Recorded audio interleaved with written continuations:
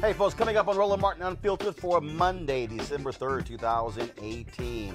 The 41st President of the United States, George H.W. Bush, has died. His body right now is in the U.S. Capitol, after arriving a little bit earlier here in Washington, D.C. We will talk with the only African-American cabinet member he had, Louis Sullivan, who served as Secretary of Health and Human Services, about the legacy of George H.W. Bush. Also on today's show, voter fraud targeting black voters in North Carolina by the Republicans. That could actually lead to a new election, a congressional race. We'll talk with the leader of the North Carolina State Democratic Party right here on Roland Martin Unfiltered. Also, drama in Michigan and Wisconsin as Republicans there want to roll back the results of the election, weakening winning ballot measures and trying to take power from incoming Democratic statewide officials like the governor and attorney general. I thought they cared about local control. Also, a good black man with a gun killed by police in Alabama mall laid to rest. Reverend Jesse Jackson Sr. gave the eulogy over the weekend for EJ Bradford. Also, the results of an independent autopsy on his body. We'll tell you about it. Also, the domestic violence back in the news in the NFL. Two players. One, of course, Reuben Foster, arrested for domestic violence, signed by the Washington Redskins. Kareem Hunt, who played for the Kansas City Chiefs, after a videotape came out showing him swinging on and kicking a woman. He is off of the team. He's apologizing. We also talked with a Morgan State University professor who says that men can be rehabilitated from domestic violence. And Judge Jeanine Pirro of Fox News, talk about being stuck on stupid. She actually said racism in America ended after the Civil War. Has she actually read a history book? I can't wait for my commentary on that one, folks. It's time to bring the funk on Roland Martin Unfiltered. Let's go. He's got it. Whatever the biz, he's on it. Whatever it is, he's got the scoop, the fact, the find. And when it breaks, he's right on time and it's rolling. Best believe he's knowing. Putting it down from sports to news to politics. With entertainment just for kicks, he's rolling.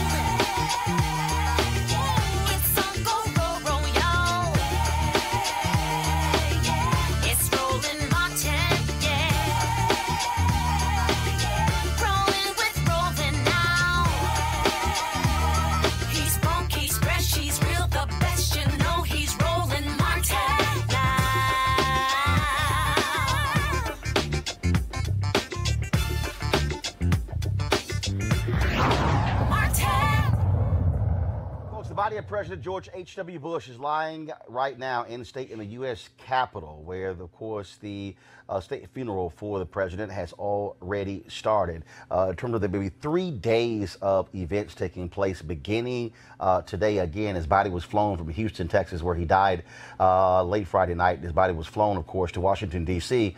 on the plane that he flew on when he was president. Of course, we know it's Air Force One. That plane was dispatched to pick him up.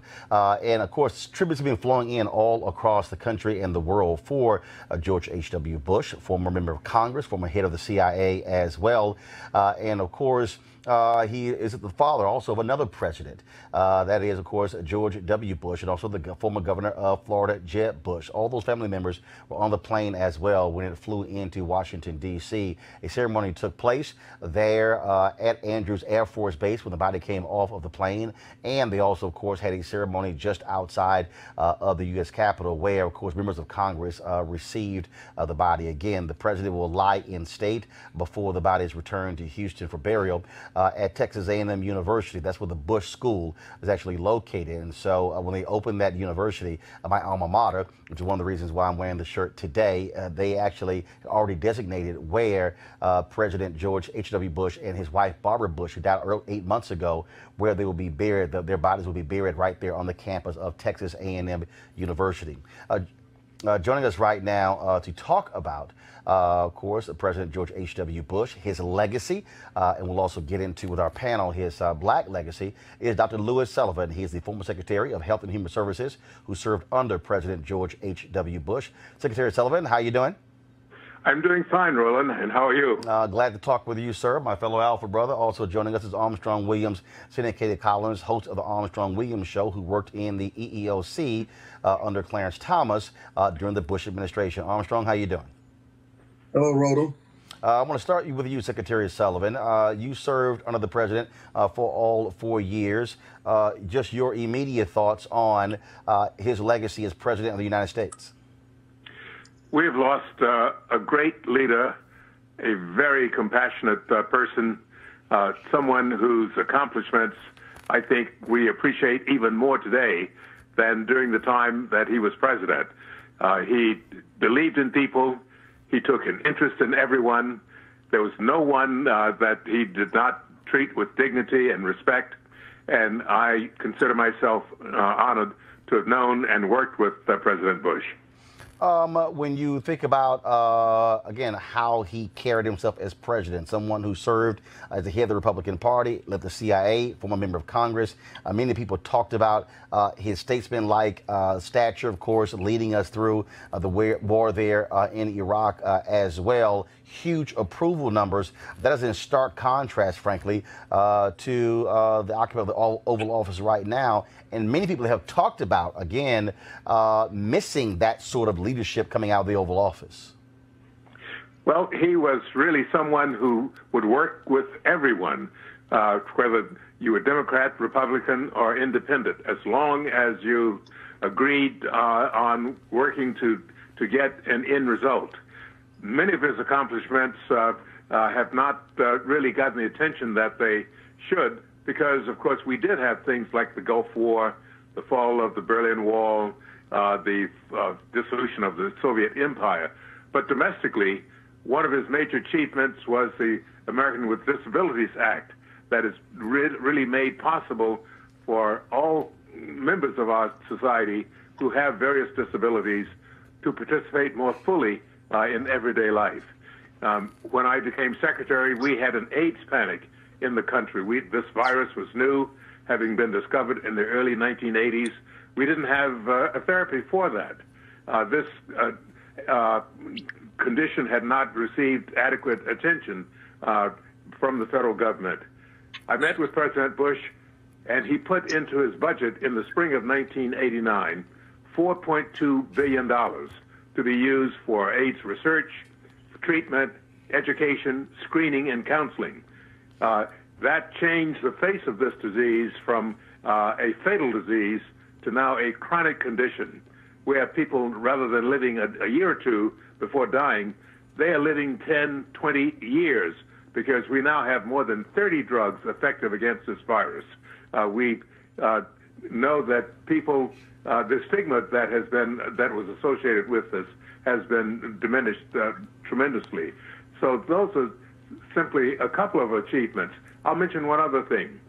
When he asked me to serve as secretary, I said to him, I'd be honored, but among my goals would be to increase the diversity and the color in that department, because it doesn't have enough diversity. He said, Lou, I support you in that, and I think that was a great thing. As a result of his support, I was able to appoint the first minority surgeon general and female, Antonio Novello, Hispanic, the first black Social Security Commissioner, Gwendolyn King, the first administrator of the Healthcare Financing Administration, now known as CMS, with Medicare and Medicaid agencies, the first woman to head NIH as director, Bernadine Healy. So he was very supportive of all of those things. So those and many other things about this man I admire, and he worked to support everyone. Armstrong Williams, your thoughts and reflections on President George H.W. Bush. Roland, former President Bush always wanted to be known as the education president. Many people forget about that. There was a time in his life when he was a school teacher. So he has very strong feelings about education. And I think sometimes what people forget, it was a time particularly when minority inner city schools did not feel they were getting the same resources as these private elite and sometimes public schools. And the first debate about school choice and choice in education came about during the administration of George Herbert Walker Bush, where he felt that these schools and these students in these inner cities should also have access to the same facilities, the same kind of teachers that can give them the best shot at getting the best education and become a contributing citizen to society. So George Bush had a profound impact on education, particularly in inner city and minority communities. I don't know if you remember his Charlottesville Symposium, which was a game changer, because in that Charlottesville Symposium, what he was able to do was bring about accountability and standards that teachers had to earn their reputation. They had to earn their promotions at the time, and they had to produce results for the students. And so what they did, they put in some very strict criteria in the areas of math and English, and even in the area of reading. And later on, when former President Bill Clinton took over, he continued that tradition of education and many of the policies that he instituted, which also 8 years later, which led to his son, when he was elected President of the United States, George H. Walker Bush's son, George, was No Child Left Behind, and furthering his father's commitment to education. The other legacy that sometimes we forget about, were it not for George Herbert Walker Bush, there would be no African American on the Supreme Court today. None of us could ever forget that bitter fight of Justice Thomas, who was then chairman of the EEOC and then was a circuit judge at the Dixie Court of Appeals, being nominated by then President George Herbert Walker Bush to be his nominee for the Supreme Court.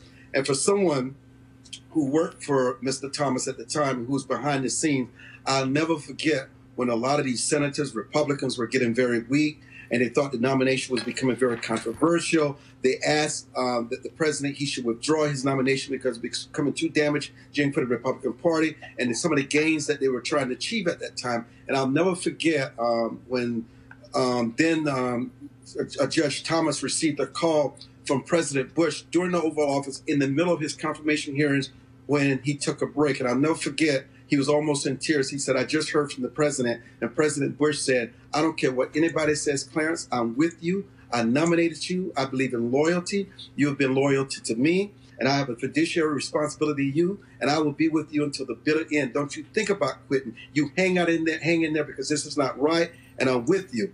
And what people don't realize, that was the energy and the inspiration that Justice Thomas carried with him in the evening of that confirmation hearings that gave him the ability and the backbone and the courage to fight on. And so no matter what people may think about Justice Thomas's views or his historical position on the Supreme Court, George Bush stood by Justice Thomas. It's the reason why today we have the only African American on the Supreme Court. Secretary Sullivan, final comments from you. Well, I would like to simply add to Armstrong's comments about President Bush's commitment to education. Many people are not aware of the fact that George Herbert Walker Bush's mother, Dorothy Walker, was one of the founding directors of the United Negro College Fund. And secondly, back in the 40s, up until a few years ago, there was always a member of the Bush family on the board of the UNCF. And as an undergraduate at Yale, George Bush headed up the student UNCF drive. He knew George Trent. They were friends, and that was another expression. I met George Bush when he spoke at the dedication of our first building at the Morehouse School of Medicine in July of 1982. And he then invited me to accompany him to Africa on a 2-week trip to 8 countries in November of that year. And on that trip was Barbara Bush. I recruited her to serve on the board of trustees of Morehouse School of Medicine, and she served for 6 years, missed only one meeting during that time. George Bush spoke at the inauguration of Ben Payton in October of '81 as the new president of Tuskegee, and he's spoken at a number of black colleges. So those are the kinds of things that really, I think, spoke to his character and his commitment, and indeed, I was honored to know him and his wife, Barbara, and the members of his family. Secretary Sullivan, we appreciate it. Thanks a lot. Armstrong Weavers, we appreciate it. Thanks a lot. Thank you. Thank you. All right, we're going to go to my panel right now. Joining us, of course, Michael Brown, former Vice Chair of the DNC Finance Committee, Eugene Craig, CEO of the Eugene Craig Organization. Michael, start with you. When, of course, George H.W. Bush was in office, your father, the work he did with the DNC, opposing a lot of those various things. One of the things that happens when a president dies, whether they're Republican or Democrat, you have laudatory views of people. Also, in the case of George H.W. Bush, he was 94 years old. But you also, as they say, there's one story, then there's the whole story. your perspective in terms of how we should remember his presidency overall, but specifically when it comes to African Americans. Well, first of all, to his family and to his public service, certainly thoughts and prayers. But I remember a time, and it's a difficult situation because clearly you want to mourn the passing of the former president. But we also have to remember some other things that occurred. And as a young advanced man for Michael Dukakis, when he was running for president, there was a close, the polls were very close at the time. And then there was that racist ad that popped up with Willie Horton. And whether it was the party, whether it was Roger Ailes, whoever did it. Lee Atwater, of course, who's the campaign manager. You got to assume the candidate approved of that ad. And when you approve of that ad, yes, I heard the other nice things he clearly may or may not have done during his presidency. But to become president, he ran an extremely racist ad that turned the race around, and clearly he became president and beat Michael Dukakis. Eugene. I was born during the middle of Bush's term, so everything I know about him is either via history, via read, or what's been interpreted now. But if I can make a contrast of the president that Bush 41 was and the president we have today, man, we've come a long way. I mean, man, we've come a very long way. He's responsible for the American Disabilities Act, key player in the Fair Housing Act, going against the wishes of some of his big dollar donors and whatnot. But if I could say, if we, look into 2020, could look for a model of what a president should be, even, with disagreements, handling, an opposition party in Congress. I would much rather live through a President, Bush 41 than the current Trump times we have right now. Avis Armstrong talked about, obviously, the appointment of Clarence Thomas. That was a huge issue there. Many people accused President George Bush of, on one hand, saying he didn't believe in quotas, but then appointing Clarence Thomas there based upon the quotas. He'd only been on the appeals court for 15 months. This was his first time ever as a judge. And many said he simply did not have the stature to replace a legend like Thurgood Marshall. And so your perspective on the presidency of George Bush, specifically as it relates to black folks. Absolutely. Now, with that case in particular, I remember Thurgood Marshall. I'm a little bit older than you, Eugene. I remember Thurgood Marshall's final press conference when he was about to step down from the court. And he said something during that press conference that was actually very prophetic. He said that in terms of whether or not the person who replaced him, if that person should be white or black, he specifically said you can have a black snake just as easily as you can have a white snake. And unfortunately, it's my belief that with the Clarence Thomas selection, it was a black snake that was elected, that was appointed to replace the amazing icon that was a Thurgood Marshall. So unfortunately, that's a very disappointing legacy for me in terms of George Bush. When we also look at, Michael, you talked about the Willie Horton ad. That was a huge issue. And of course, his campaign manager was Lee Atwater. Lee Atwater, after Bush won, Bush made him head of the Republican National Committee. Then with tapes were later discovered where he talked about in terms of how you use race in campaigns. You could no longer say the N-word. You couldn't say things along those lines, but you could use other phrases that were speaking in essence in code. And you said, look, candidate had to be aware of that. And that's also the reality. That's also a part of the legacy of George H.W. Bush. Also, I think when we look at in terms of policies, he was following 8 years of Ronald Reagan. Again, I think certainly a different type of Republican that was clearly different than what you see today. Some will say he was not as hardcore as a Ronald Reagan, that led a little bit differently than Reagan. Absolutely. And to Secretary Sullivan's points, and I just found it interesting. And again, it's hard to criticize when we're also mourning our former president. However, I found it interesting, as the secretary mentioned, he had to call to get permission to hire black folks. I mean, why don't you just hire the best people? And the best people happen to be people of color. Great. The fact that he had to make a phone call, do you mind if I hire some black folks? What's that? What is that? So clearly there was an environment where he thought, well, I can't hire some black folks. I better call and get some permission first. That is also part of the legacy. See, for me, I don't see it as, and I think that this is part of the problem. I don't see it as criticizing. No, the bottom line is if you're talking about a person's legacy, then there is the good, the bad, and the ugly. There are things that other people will say, well, you really shouldn't bring those things up. There should not be a whitewashing of somebody's history because the reality is it happened. He did appoint Clarence Thomas. That was a contentious issue that we still deal with today when it comes to Supreme Court hearings. In terms of how we run campaign ads, that actually existed as well. Also, Eugene, in terms of how the people of Haiti were treated under President George H.W. Bush. I mean, all of these things are part of a president's legacy. Yeah, absolutely. I mean, Lee Atwater doesn't become head of the RNC by magic. I mean, sitting president has full reign and pick of who he wants to lead the party and who wants to chair the party, and more importantly, especially when that former president was once a chair of the party themselves. The legacy of Bush 41 is probably going to be, although he was a one-term president, probably going to be more fuller than most of our political leaders that we've had. I mean, someone that served in the House of Representatives, served as our, head of the CIA, served as head of the RNC, vice president and president. I think probably I'll say this, I think one of the issues that people kind of brush up against with his legacy is that he's been a major shaper of our international policy from the roles that he's played rather than our domestic policy, which people can feel and, affect, it's something that you feel is tangible. The Berlin Wall comes down, that's something that's, whoo, rah, rah, but, it doesn't necessarily something that Americans can feel.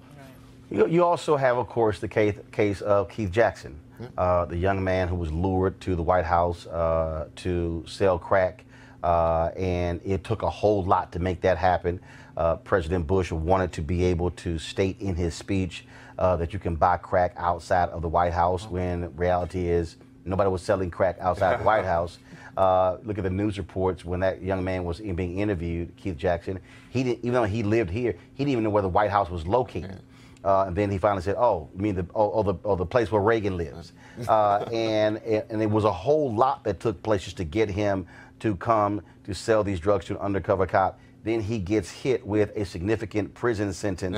That legacy is also a part of that of George H.W. Bush, because they went through all of that so he could be able to hold up a bag of crack to say this was purchased outside. And so people talk about Bill Clinton and mass incarceration, but if you look, Bill Clinton came after George H.W. Bush. There were significant sentences that were being handed down in federal courts when it came to drugs, because we dealt with crack in the early 80s. Bush was president again for 88 to 92. Yep. And that man lost 10 years of his life because of being ensnarled. Exactly, in terms of his time, in terms of being snarled in that entrapment campaign, basically, just for political purposes. So it's definitely not a bright spot on that presidency. But I will say also, in terms of the broader context you mentioned, if we compare him to our current president, Lord, anything looks better than that. But I would also say, just looking in terms of our drug policy, if you compare, where we were then with the war on drugs, and particularly with the just overly verbose incarceration efforts around crack cocaine, as compared with all of a sudden seeing our current sort of crisis around drugs being a health problem, and it's primarily impacted the white community. It's a completely night and day reaction. Yeah, so I mean, I would just hope that, first of all, it's interesting. I wonder when it comes to all these other networks, how many black folks have they been calling? Because there were African Americans who did serve. And granted, Secretary Sullivan was the only African American cabinet member. We also reached out to Fred McClure. Fred McClure, he was the first black student body president at Texas A&M University, served as special assistant to President George H.W. Bush. He's been involved in the planning of the state funeral, and so hopefully we'll get him on tomorrow or Wednesday. But also Judy Smith, who, of course, folks know from Scandal. She served in the Bush administration as well, and so we also look to talk to Michael Williams, who served in the Bush administration, also another African-American from Texas who served in housing and urban development. So hopefully we'll be talking to those folks over the next 2 days. Let's now talk about Republicans in North Carolina. Carolina. They spend lots of time yelling and screaming, talking about the issue of voter fraud. Guess what? We now have an example of voter fraud involving the Republicans. There seemed to be actual voter fraud, again, in a congressional district in North Carolina with absentee ballots. It's so suspicious. The state will not certify the results until a hearing later this month, and they're going to actually televise. The winner so far is the Republican with less than 1,000 vote margin, about 905 votes. The state GOP, they are pressuring the state election board to certify the results. The board says, hell no, that is not going to happen. Joining us right now is Doug Wilson, Deputy Executive Director of the North Carolina Democratic Party. So, Doug, we hear Republicans love talking about voter fraud in your state, but are they kind of silent on this one? Thank you for having me, Roland. Yes, the Republicans are trying to push the board to certify the election quickly. We are saying, the Democratic Party, that this needs to be investigated thoroughly, and the voters need to be heard. This is a good example of election tampering, and these same Republicans are trying to push for voter ID and try to push for other pieces of legislation to suppress the vote. And this is an example of where we believe there needs to be an investigation. Clearly, something has gone on, and we want the voters to be heard. So exactly what is it? So talk about this whole idea of harvesting. And so what are folks suggesting that ballots were thrown away, they were not turned in? So exactly what's the issue? Yeah, and that's what we're trying to find out. There have been voters who have turned in affidavits to the local board of election, state board of election, who said that there was an individual who came to their house and said that I'm here to collect your absentee ballot. And they claim to be from the Harris campaign. Well, not Harris campaign, but it claimed to be from the local board of elections. And they collected these affidavits, or they collected these ballots, excuse me. And nobody knows where those ballots went. And so that's what we're trying to find out now. That's what the investigation is trying to find out now. So you have individuals who said that I filled out an absentee ballot, but it wasn't turned in. Also, I've read some stories where people said the ballots were not placed in sealed envelopes. Yes, that's correct. And so if you look at the data across the district, the Democrat Dan McCready did well with absentee ballots in all the other counties, for exception of Bladen County. And the reason why there was some concern in Bladen County is that Republicans only make up a certain percentage of the vote there, but yet the Republican Mark Harris had a higher absentee ballot percentage among voters. And so that is where the Board of Election noticed that there was something strange going on there. All right, then. Well, we certainly will pay attention to see what happens in North Carolina, how Republicans are the games that they're playing there. I doubt very seriously we'll see Donald Trump tweeting about voter fraud by Republicans in North Carolina. Doug Wilson, thanks a lot. Thank you very much. Folks, we also have drama taking place in Michigan where voters passed big proposals by big numbers to issue a voting. First and foremost, folks can register to vote up to Election Day. And then, of course, the GOP, they want to change that. They want to move it to 14 days before the election. Okay, but I thought the voters picked.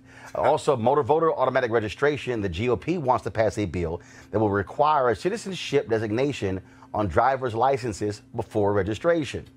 They also are trying to weaken the new state nonpartisan commission that will cover districts. Okay, so let me explain something. The voters passed a referendum that will create a nonpartisan commission to draw lines. Now the Republicans in this lame duck session want to weaken the very referendum the voters passed. They also, a Democrat won in Michigan. They want to weaken what the Democratic governor can do. Now let's go to Wisconsin. Same thing. Republicans today moved very quickly with a rare lame duck session that would make sweeping changes to the duties of the Democratic elected governor and the Democratically elected attorney general. It would shift the power to the GOP controlled legislature. Okay, let me help y'all out. So the governor currently has power. They would then say, oh, no, we're going to take the power from you, the governor, and give it to the legislature. So Tony Evers, the incoming Democratic governor, can have the power, and also the incoming Democratic Attorney General, Josh Call, can have the power. They also want to cut early voting. Why? Because they lost in early voting. It gets better. They also want to move an election. Let me help you out. They want to switch an election. Right now, there's a 4-3 majority, Republicans, on the Supreme Court. Well, one person is coming up for election in 2020. They want to separate that person from the ballot because they know there's going to be a large turnout in 2020. Go to our panel. I mean, when you talk about, this is what I keep telling people. You know, guys like Brandon could come on here and yell and scream about Democrats in Maryland all day. But I keep saying, you cannot show me where Democrats pull this kind of nonsense controlling the state legislature. You can't. I mean, there's no equivalent in either state, you know. What's going on in Michigan is appalling. What's going on in Wisconsin is appalling, especially given the recent history of Wisconsin, you know, where, you know, the Democrat members fled the state and they were willing to send, you know, the Wisconsin State, you know, police after them to pull them back and make them come back and cast votes. And I mean, it's just, my issue with a lot of these current GOP state parties and a lot of these elected officials is this. If you give voters a reason to vote for you, they will vote for you. If you give voters a reason to make them feel like they have a home with you, they'll give you their vote. Yeah. I mean, the thing is this, you don't have to scam, to cheat, to steal, to win or keep power. If you give voters a reason to vote for you, instead of focusing on, you know, backdoor ways to control from a minority, figure out ways to build a new majority. You know, when it comes to Michigan, you know, Gina Barr, who's now the, you know, director of African American engagement, the RNC, is running for Michigan party chair there. I'd love to see her weigh in on this. You know, that ain't gonna happen. Yeah, I need to weigh in on this. I mean, but Michael, when you see this, I mean, first of all, the incoming Attorney General has talked about the whole issue of Medicaid. There's a lawsuit as well, and so his whole deal is, you know, we're going to sue over it. Okay, now we're going to take the power from you. They literally are going to want to take the power, and pretty much have Attorney General and the governor, who does nothing. Pretty much. I mean, I'm talking about stripping them of significant amounts of their power, just because they lost at the ballot box. And this fight's going to go on for quite some time, which means the governor and the Attorney General will not have power for quite some time, because this is going to be wrapped up in the courts for a minute. And clearly it could get up to the Supreme Court. So it'll be interesting to see, because obviously in the future and other situations where people lose and they have sour grapes and they want to take retribution, they're going to see what happens in court to see if they can do this to other parties. And I mean, this is the bottom of the barrel of civility. Crazy. And it was, I have long said that when you look at the games that they're playing, that it's all based upon what Republicans did in North Carolina. Absolutely. They studied North Carolina. They've been doing this crap for the past 6 years. Absolutely. And they've been watching what they have done and like, oh, that's a good idea. We're gonna weaken that law. I mean, and then in Michigan, to completely act as if the voters did not actually pass the referendum. I mean, they fought to get it on the ballot. They got the signatures, it gets on the ballot, then they said, no, we're going to come back and we're going to weaken it. It's the same thing Republicans did, I think it was in Montana, where the voters passed a strict ethics deal and they came back and literally gutted the very ethics bill that was passed by the voters. See, this is where you have the intentional destruction of democracy. If elected officials are taking it upon themselves to completely disregard the will of the people who have actually gone through the process. I mean, it's not easy to get something on the ballot and to pass it, okay? You have to go through petitions. I mean, it takes a lot of effort to do that. And if people have organized to the degree that's necessary to pass a referendum just to have it undermined by basically lame duck people who are in there for a couple of months so that they can sort of redirect the will of the people for their own political game, how is it that anyone would trust in democracy moving forward? I mean, folks, I'll tell you, so in 2020, in Wisconsin. The presidential primary is going to be in March. They want to move. They want to, they literally want to move, not the primary, this one race. So you always hear Republicans talking about being fiscally prudent. They want to have 2 elections in 2 months. Have the Democratic primary in March, and then April, and then have this election for this judicial seat in April. Of course. The question is, where's Paul Ryan on this? Where's where's Paul Ryan? Where's Reince Priebus? Yeah, where's Reince Priebus? But more importantly, where's Scott Walker on this? Is somebody that went through a recall election, won the will of the voters a whole, 3rd, 4th time or whatnot. Yeah. He should be somebody that's super sensitive to an issue like this. Of hey, once the voters have spoken, the voters have spoken. Yeah. The party should not be trying to strip him. I think if Scott Walker has any decorum left in him, he should. That's a big if. He needs to issue a very quick veto threat. It is a huge if. If voters in Wisconsin, if they have the recall effort for Scott Walker, I dare say, if any Republican in Wisconsin moves forward and votes on any of these, there should be an immediate recall election for every single one of those Republicans. I agree 100% with you. And then in Michigan, whatever the rules there, if they have recall there, do the exact same thing, because this is grossly undemocratic. It is utterly shameful. And again, you're not going to hear jack from national Republicans. You're not going to hear anything. You're not going to hear, and I keep saying this, I would love to see black Republicans as a group stand up and call out Republicans of what they're doing. And you know what? You're not going to see it. So, Brandon, guys like you, Candace Owens, whatever you are, Malik. I can go down the line. I would love to see. I mean, Eugene, I would love to see your buddies. Listen, stand up as a group, not come on this show as an individual. No, but to literally go have a news conference at the Republican National Committee. I'll be the one to tell you, they'll dance around. I'll be the one to tell you, they're not going to do it. They're scared. They're not. They're scared they'll lose access to the White House. They're scared the RNC won't invite them nice things. I mean, they're terrified of it. They feel that they have to play the game and stay quiet. To get what they want. I'll play straight with you, Roland. I can't lie to you. I'm not going to lie. No guts. I'm not going to lie to the viewers. No guts. That's what I call it. No guts. So, love to see you do it. Holler at a brother when you do it. Going to a break right now. We come back. We'll talk about EJ Bradford. He was buried over the weekend. Reverend Jackson gave a moving sermon for his eulogy. All of that next. Roland Martin Unfiltered.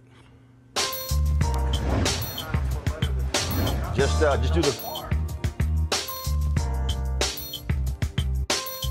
Folks, normally on Monday, I'm rocking the gear of an HBCU, but of course, today with President George H.W. Bush lying in state at the Capitol. That's why I'm wearing my Texas A&M sweater. That's where the Bush School, as well as his presidential library is, and so that's why I'm wearing that. But today's HBCU Giving Day School, Morehouse College, founded in Atlanta, 1867. Of course, prominent graduates include Dr. King, Spike Lee, Samuel L. Jackson, and then, of course, the great Alpha Man, first black mayor of Atlanta, Maynard Jackson. Folks, if you want to get to Morehouse, go to morehouse.edu. That's morehouse.edu. All right, folks, let's talk about a good guy with a gun who was shot and killed, and the NRA has been real silent. Emantic EJ Fitzgerald Bradford was buried on Saturday in Birmingham.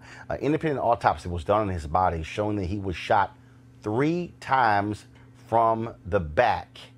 He was hit in the head, neck, and lower back by bullets fired at him, again, from behind. His father, Emantic Fitzgerald Bradford Sr., a police officer, said this, quote, "My son was murdered by this officer, and that was cowardice. What you have done was destroy my family. There's no justice. If you get off from this, you will not get off with this. I will make sure."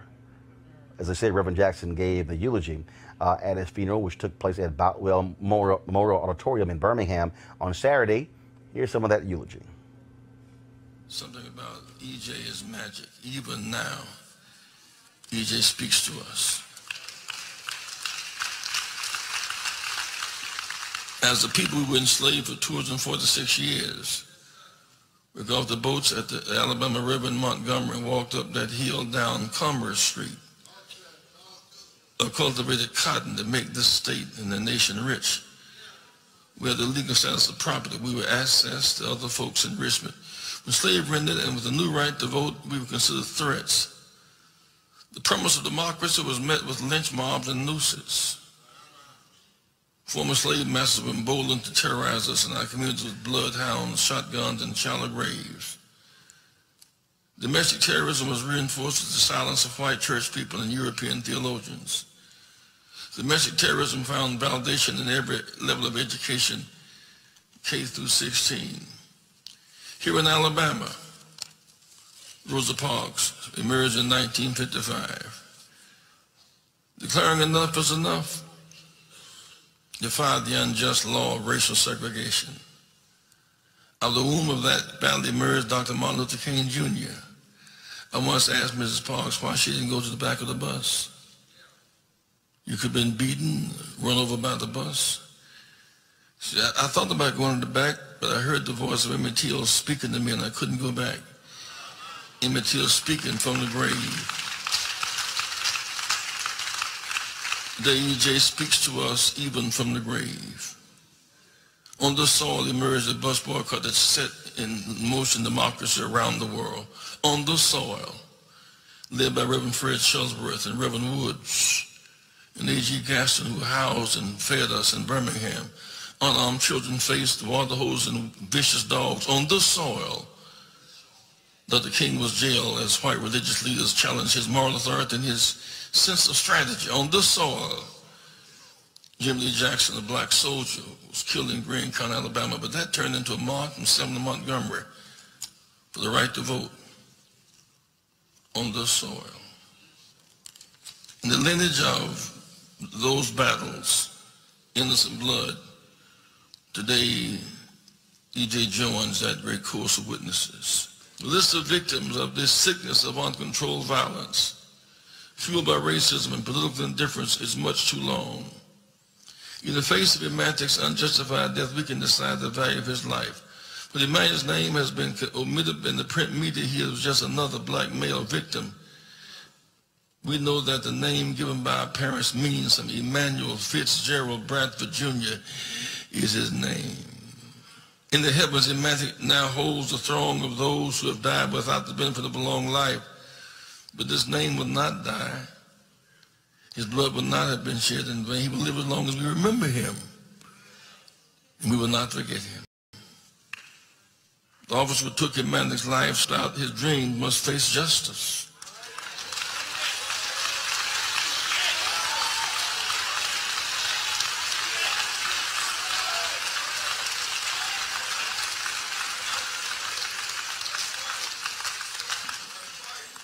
Justice must be a deterrent. It must be demoralizing to enlist to go to fight in Afghanistan and come home and can't survive a shopping center in Hoover, Alabama. We must never adjust to our predicament. We must resist it with action. No one is above the law, not even the president. Certainly no police officer above the law. Because his life mattered, we must vote and insist that state's attorneys and state's attorneys general enforce the law. This is the New South, where the Crimson Tide is #1 and millions of Seattle, Alabama, and Auburn play the big game, black and white together. The New South attracts Mercedes-Benz and Honda and Toyota and Nissan. In the New South, we reject uncivilized behavior. In the New South, we made the New South, and it must be new for everybody.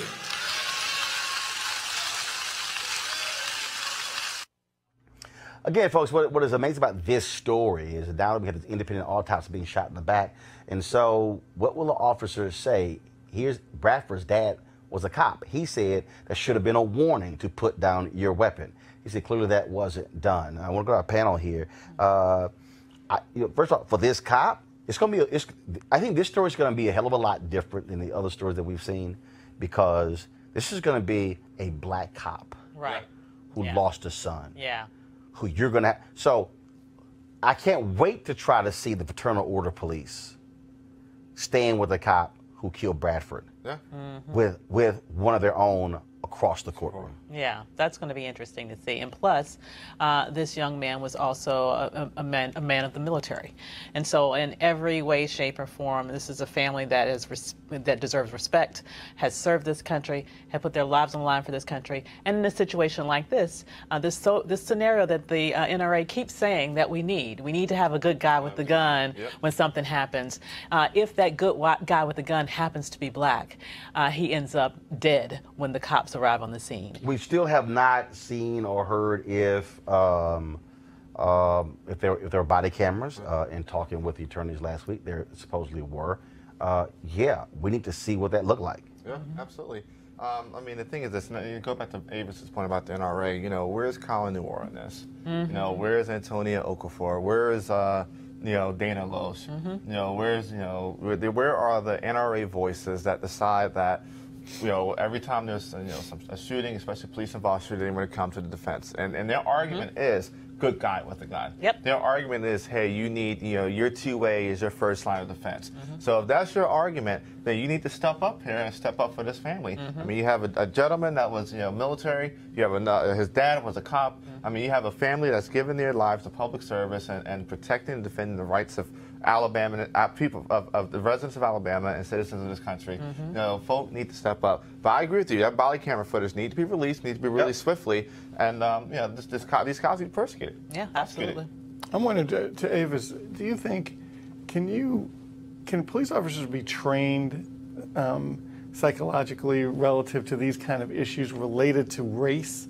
Related to stigmas, and I mean, is that possible? Well, it is possible. I mean, there is diversity training. That's part of a little bit of what I do, actually. Do diversity, not to the cops, though, Lord have mercy. In corporations, absolutely. So, you know, there are trainings that you can do around unconscious bias and the like. However, my challenge is that I don't believe there's any will for these police departments to do that. You have to literally care about black people. And when I see the reaction of what happens when a black person ends up dead, there seems to be zero empathy on behalf of police departments. They just kind of close ranks and do everything they can to subvert the truth rather than open daylight to it. So the bottom line is no institution changes unless it wants to change. And I don't think this institution wants to change. Well, you talk about closing ranks and covering up. Let's talk about the NFL and domestic violence. Kareem Hunt, who played for the Kansas City Chiefs, star running back, he was cut from the team after a tape became public where he is shown striking a woman. This tape was obtained by TMZ, not only striking her but also kicking her. He was cut by the Kansas City Chiefs because he lied to the team. He lied to the team because it happened earlier this year. He did not give them the full story. They cut him. Now, here's what's the crazy part. In an interview with Lisa Salters with ESPN, he said NFL hadn't even talked to him. Here's another part of that interview. You requested this opportunity to talk one-on-one with us. Why? Honestly, I just want to let the world know, you know, how sorry I am for my actions, and you know, it's been a tough time for me, and I'm extremely embarrassed because of that video. Kareem, we've all seen the videos. You've seen the videos. I think it's fair to say that many would say that those images, they speak for themselves. What is there for you to say? I'm definitely not that type of person, and my mother raised me right. I was raised by my mom and my grandma, and it was just us, and they've always taught me well, and I know right from wrong, and I'm always a person who want to see and make everybody happy. Has the NFL ever questioned you about that incident? No, they have not. Did they ever ask you to talk about that incident? No, they have not. Now, again, here's the backstory.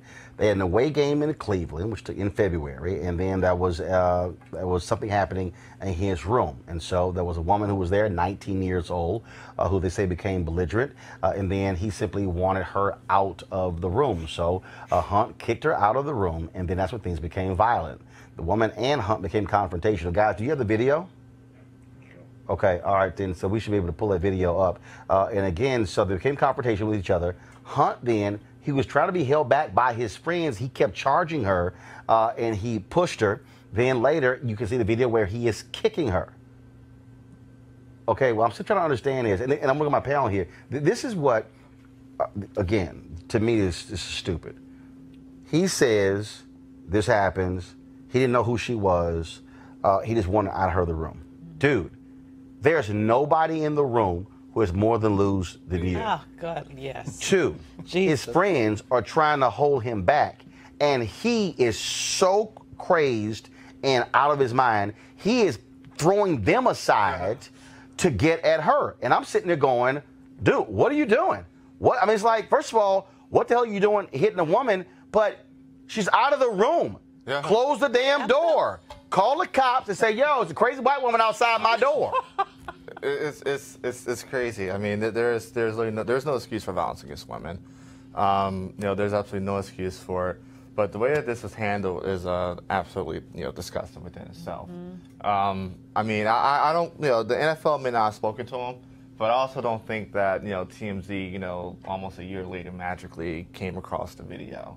But he said but he also said in an interview that the team spoke to him, and the other witnesses that were there and around kind of corroborated his story. Right, but here's the deal though. You can have a story. First of all, go to my iPad. This is from TMZ. This is the video they obtained. Okay, so here you have a video where he is sitting here, where he is talking to her. Okay, then he pushes her. It's like, okay, so he throws a friend aside, pushes her a second time. The friend is sitting here, and so guess what? Now it's 3 people. It's 4 people trying to get him back in the room. Again, right here, if you take your ass into the room, it's all good. Wow. Then she swings at him, gets pushed down. They are still trying to hold on to him. And I'm going, you're the star running back of the Kansas City Chiefs. You're getting paid millions of dollars. 4 years ago, Ray Rice punches his now wife, and his career over. Alden Smith, career over. Ray McDonald, San Francisco 49ers, domestic violence, career over. What does he then do? While she's down, you about to see him. He's being held back by his friends. He comes, 2 guys are holding him back. What does he do? You're going to see him come in the picture in a second, and you're going to see him kick her. And I'm going, no, it's all this stuff. Well, that's not who I am. That's not who, dude, that is who you are. Yeah. Because not only that, he's been accused of a vicious assault at a nightclub in January, and then also now punching a dude in October. Okay? And so I was discussing this on social media, and I was telling people, I'm like, you're not going to have a career. Now, the Washington Redskins signed Reuben Foster after he was cut by the San Francisco 49ers from an alleged domestic violence incident in his hotel room in Tampa with the woman, his on and off girlfriend, who previously accused him of domestic violence, but then she recanted her testimony.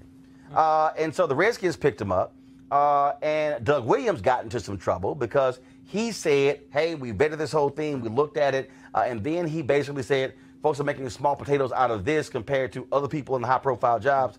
He had to apologize the next day to his mama, his wife, and his 6 daughters for essentially reducing domestic violence, as something. And one, it's utterly ridiculous to hit another woman. You're not defending yourself, okay? But dude, it's real simple. This is not only that, he was cut Friday. Saturday was the 6-year anniversary of the Kansas City linebacker who shot and killed his girlfriend and then killed himself in the parking lot. The Kansas City Chiefs have had to deal with this several other times. This is utterly stupid, and you literally just threw your career away for a 19-year-old person who you said you met that night. I don't understand how, and clearly there's no excuse, zero tolerance. You got to walk away. Yeah. You just got to turn your back and walk away. I don't even know why why did he even come out into the hallway in the first place? It's people you don't know. Your boys are telling you to chill. You're not listening to your boys. And then you kick a woman when she's down. I mean, that is just, he may never play again. And all these people who are saying that she's belligerent, she used the N-word, I don't care. It doesn't matter. This is what Roland's going to do. Roland's going to say, you know what, I'm going to go into the bathroom. Lock the door. The rest of y'all can I'm going to get my phone. I'm going to get my phone. 911. Yeah. I got a crazy-ass woman in my hotel room.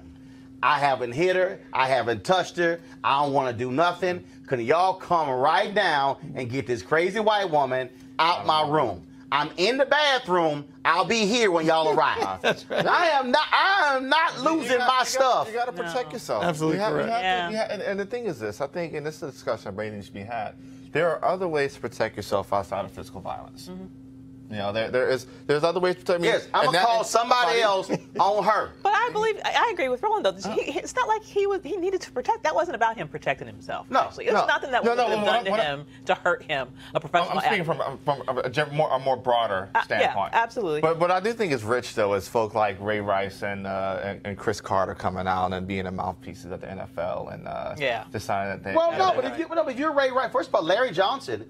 Of course, who used to play for the Kansas City Chiefs. Ray Lewis, not Ray Rice. Larry Johnson. Ray Lewis. Well, I don't care. Yeah. Larry Johnson, who was a running back for the Kansas City Chiefs, who was convicted of domestic violence. He blew up, said, "Yo, didn't y'all learn from?" He's been very vocal about what he has gone through, but he also believes very strongly that he has CTE that's contributed to in terms of these various outbursts. And he was mad as hell at Kareem Hunt, like, "Yo, I talked to y'all and showed you what I've had to go through and what I've lost. Are you crazy?" This again, it was. I just don't understand, this whole deal of. And now it's like, well, that's not how my mama raised me. I'm like, I don't understand how you ain't thinking about that when the person's right in front of you. Absolutely. I mean, he's trying to do damage control now. It's too little. It's too late. But I don't think he has a career. Period. But here's the other question though jumps out. This is NFL still. Well, that is true. But here's the other question that jumps out because I remember when it happened with Chris Brown and Rihanna. I was at CNN and so.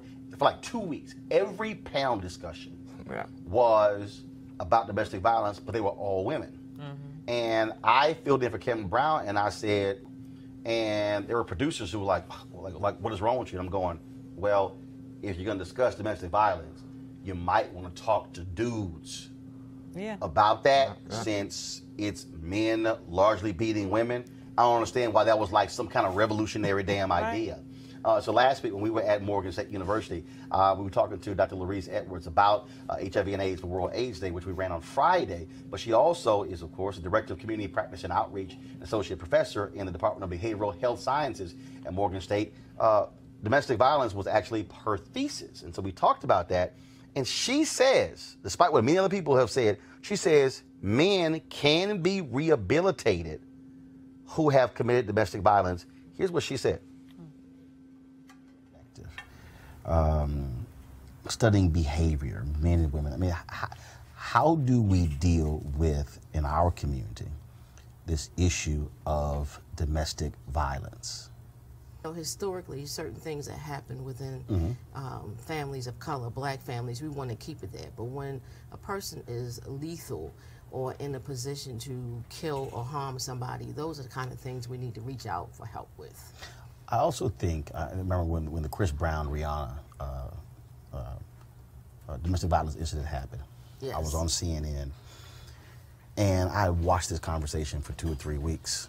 And so then when I went to fill in for Campbell Brown, I said, I need a panel of all men. They were like, what are you talking about? I said, okay, I've watched this network, and every single night I've seen woman after woman after woman. I said, if you want to deal with domestic violence, I said, you might want to have a conversation with men about men. I just think that, I was talking to folks at Allstate, they have a Purple Purse campaign. They signed Kerry Washington. I said, so what are you doing when it comes to men? And they said, dang, that's a good idea. Well, the House of Ruth here in Baltimore, they have counseling and a psychoeducational program for men, and that's the program that I worked in. And men were mandated by court to come to the program, but it gave them an opportunity to talk about behaviors, their ideas, and they're looking at men and women's roles in the relationship. And I think you can't do this work well and do a good job with it without including men. It's just impossible. So I agree with you. You definitely have to include men in the discourse. When we, I've seen other stories, and as a sister who was very active against anti-violence against women. She is a rape survivor, and others. Wow. We've had these conversations, and they've said, sorry, a man cannot be, once he strikes a woman, once he abuses a woman, no, that's who he is for the rest of his life. Can't be reformed, can't be fixed. I disagree with that. Explain it. The reason why I think sometimes violence is a learned behavior. And a lot of times people hurt other people because they've been hurt. And there's a good possibility that a man who inflicts violence on women and violence in general may have had some issues in his past where he was abused. So we can't rule out that they cannot be, for the lack of a better term, reformed or rehabilitated. Because I know men who've come through domestic violence programs very successfully and realized the sources of their anger and their latch out to their intimate partners. So I disagree with that. And I also disagree, you know what people always often say, it's the alcohol or it's the drug that exacerbates the violence. But there are people who are violent, men and women, who don't drink or use any kind of substance. So we can't use that as an excuse anymore either. How do we, as I don't have any children, but I have nieces and nephews, what do we look for? What should we be correcting when folks, not when they are 18 and 20 in a relationship, but when they are 12 and 14 and 16, what should we be looking at? We should be looking at things that they share with us about friends and partners. Domestic violence don't start with a hit or a threat. It starts sometimes with just a gesture. So being able to recognize those signs. A lot of times people think, unfortunately, that violence is a sign of love. Well, it's not always that case. And the late, great Maya Angelou said, when people show you who they are, believe them the first time. So it's good to be able to recognize people who want to know where you're going, people who are aggressive, want to keep you all to themselves, trying to keep you away from family and friends, want to know where you are. And social media doesn't help at all these days, because Instagram and Snapchat, and people can get to you when they want to. And there's a lot of domestic violence through technology in terms of stalking people. So we have to be mindful of all of the avenues that play a role in perpetuating violence, particularly domestic violence. All right, folks. We certainly appreciate Dr. Edwards for that conversation. Okay, y'all. So, y'all know, I ain't watching Fox News. They don't call me, so it ain't like I'm going to watch them. But I saw this on social media. So Jeanine Pirro used to be a judge, district attorney. She got a show on Fox News on the weekends. One, she crazy. But I knew she was crazy until I saw this clip. If you want to come here, you apply. You do it legally. You're not entitled to come here. You have no right to come here to assault our borders. And it's at our discretion that you do so. And then, if we agree, you get to the back of the line like everyone else. And don't give me this racism nonsense. We fought a civil war to make sure that we put an end to the stain of racism and slavery in our nation. We're not racist. Truth be told, you're engaging in reverse racism. It seems you think that your skin color entitles you to be here ahead of everyone else in the world who may have a different skin color, but who's suffering the same injustice. You're not. Give me a moment. Did she just say we fought the Civil War to end racism? Did you hear that? While serving you up grade A. Did you hear that? Yeah. Okay. All right. So, Jeanine Pirro, let me sort of help you out. Okay. Civil War. We know thousands died. The most people have died in a war, most Americans in history. We do know that the Emancipation Proclamation was issued as a way to facilitate the ending of that particular war. We do know that, of course, Reconstruction began in 1865. The period of probably the largest advancement for black people in American history. Arguably, that period lasted about 10 to 12 years. We know that the Reconstruction Amendments were passed, 13th Amendment, the 14th Amendment, the 15th Amendment. Also, of course, you had the 1860 Civil Rights Act that was also passed. But we also know about the Dred Scott decision that came down during that, after the Civil War. We also are aware of Plessy versus Ferguson, which came by in 1896. Let me also help you out, Janine. Of course, in 1876, that was an election, that was a contested election between a Republican and a Democrat. Rutherford B. Hayes was the Republican, was a Democrat. And so they cut a deal. It was called the Great Compromise. And the interesting thing about this deal, Janine, is that the deal was never actually somewhere on paper. It was never voted upon. It was just sort of a handshake deal. And here was the deal. The deal is Hayes, of course, you had Grant, who was the president, Ulysses B. Grant. The deal was if they would withdraw the federal troops from the last 3 remaining southern state capitals, then they would say Hayes can become president, and then we'll hook the Democrats up by withdrawing the federal troops. The Democrats said, look, we're not going to touch the slaves, the free slaves, everybody's all good, we're going to get along with them, but we know they were lying. It's called the Great Compromise of 1877, Janine. And then this was what happened after the Great Compromise of 1877. There was a thing called Jim Crow. Now, Jim Crow, Janine, was actually racism. There's a thing called the Black Codes, which came out after the Great Compromise of 1877. We actually saw slavery without shackles in America, Janine. Now, that, of course, in 1877. Last I checked, there were covenants that were actually in place where black people couldn't live next to white people, that black people had land taken from them. It's called racism, Janine. We had a thing called the peonage system, where African Americans were thrown in jail because we were no longer slaves, so therefore they needed free labor in places like Mississippi and Alabama, so they had trumped up charges for black people, and then they were thrown in jail. It's called racism. Then, of course, even when you go to the First World War, Janine, you had a separation of troops. Black troops over here and white troops over here. It's also called racism. And then, of course, you had the black newspapers, like the Double V campaign, Victory at Home and Victory Abroad, because they say that we're fighting fascism across the ocean. We kind of want to deal with racism in America.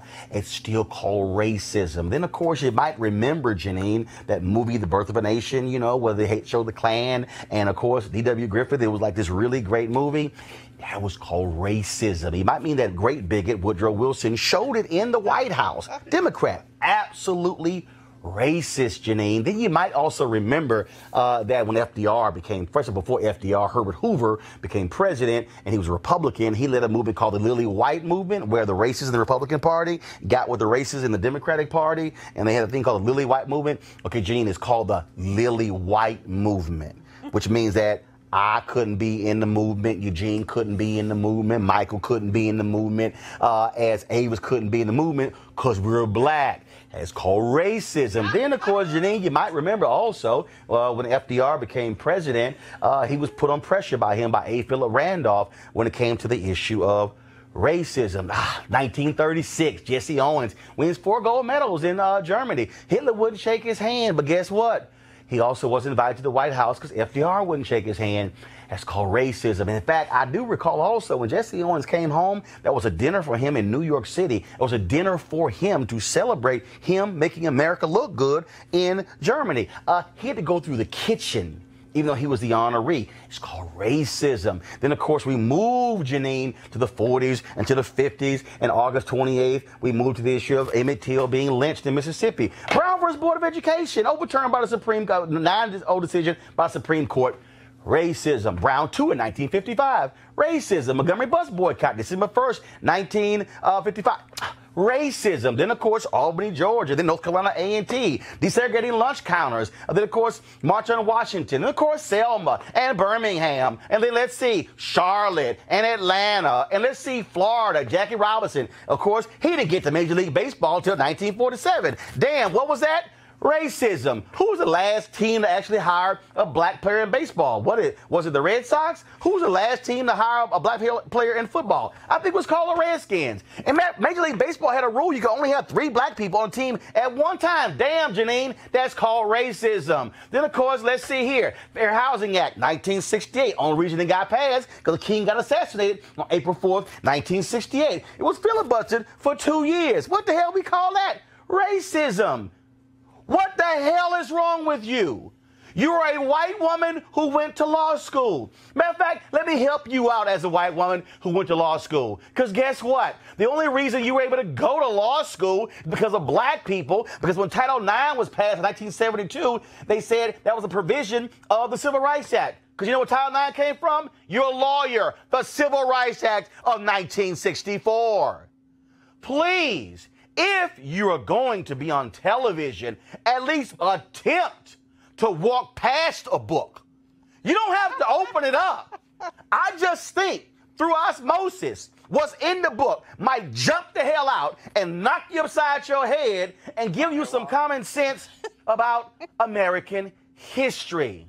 So no, Janine, racism in America didn't end because of the Civil War. It continued, and it still continues to this day. On her network. I'm done. That was good. That was good. I enjoyed your history class. That was good. Jesus. I just can't. That's terrible that she doesn't know. The scariest Just part about idiotic. I believe she knows. But she that doesn't. audience, man, that Fox audience eat it up. Exactly. They don't want to acknowledge it. Right. So Janine, she gave us be more than happy. Call a brother to come on the show. We can help you. I'll bring some books. I'll bring an Amazon gift card. Okay? I'll help you out. All right, folks, support RolandMartinUnfiltered.com by going to RolandMartinUnfiltered.com and to support the show. You can join our Bring the Funk fan club to help us make this possible. Of course, we always are trying to do the right thing. And yes, educating people like Judge Janine Pirro, who is who has a limit when it comes to obviously knowledge in her brain, because it sort of stopped at the Civil War. Okay, so again, support us by also be sure to go to our YouTube channel and subscribe. Also turn on your live notifications as well. Tomorrow's Alpha Day on the show. December 4th is when Alpha Phi Alpha was founded. Sorry, Mike, you little Sigmas. Y'all good, but guess what? Y'all ain't alphas. So, but I don't know what you are, whatever you are, something like that. You want you an Omega? Same thing. Okay. If you ain't alpha, you just behind us. So y'all all the same. Kappas, Iotas, Omegas, Sigmas, they all the same to me. So again, tomorrow's show, we're gonna have Justin Fairfax, Lieutenant Governor of Virginia, Alpha Michael. Also, we're gonna have on the show Congressman Bobby Scott of Virginia, talking about education in the new Congress, Alpha Michael. And then of course, we're also gonna have my Reverend Dr. William J. Barber on the show, Alpha Michael. And then, of course, a special word from Lee Saunders. He, of course, is head of the AFS-CMB Labor Union, big supporter of our show, Alpha Michael. And then, of course, we're also going to have on tomorrow's show, great panel. We're going to have, of course, Lon Walls, Greg Carr from Howard University. And, of course, we're also going to have on the show my man, Sam Fullwood from Center for American Progress. All alphas, Michael. And so that's how we roll. So it's going to be a black and gold day tomorrow. I'll see y'all guys later. Hi!